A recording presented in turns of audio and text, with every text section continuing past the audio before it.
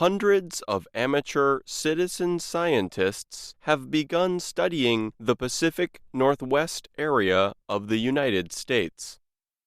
They are seeking to learn more about the nearly 30 species of bumblebees that live there. Bumblebees are important for the growth of wild and agricultural plants. They help spread the substances that make it possible for flowers to reproduce through the process known as pollination.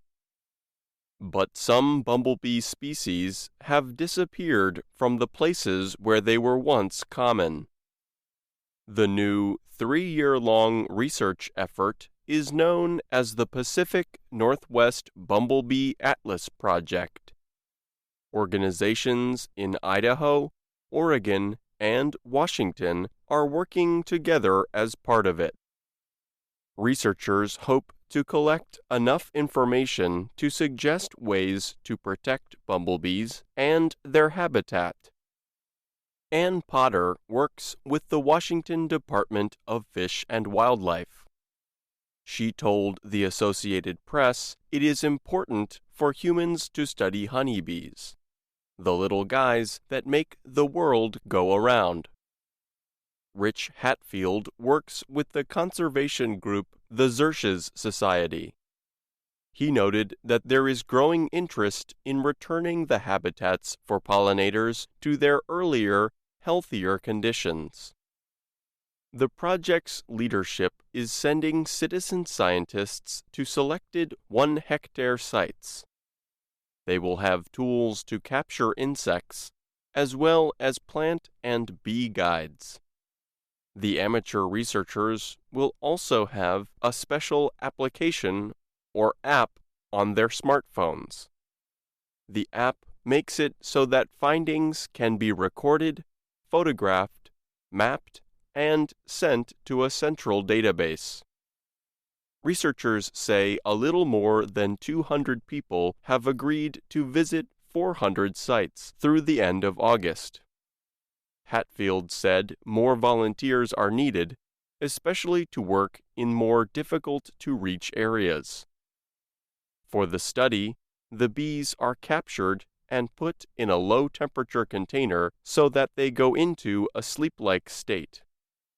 Photos are taken that examine the condition of the bees. The bees are then released unharmed once they warm up. Unlike honeybees, bumblebees do not spend the winter living in their self-made structures known as hives. Instead, they usually spend the winter in holes in the ground.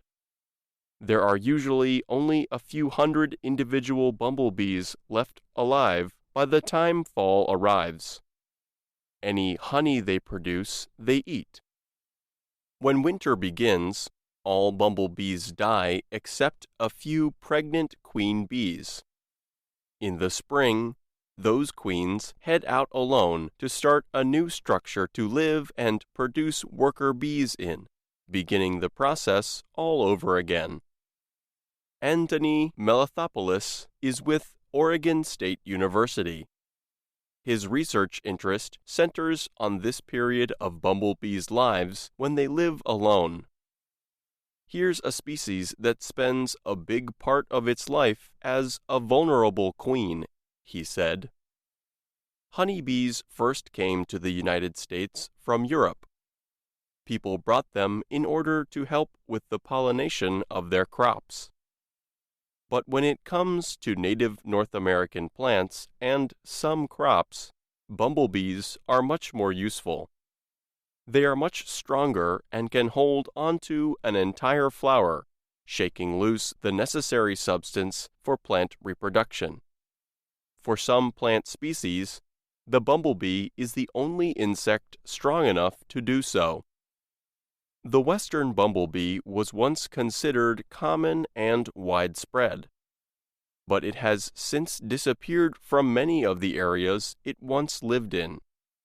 And experts for the current study are hoping to find reasons for the sudden decrease in western bumblebee populations.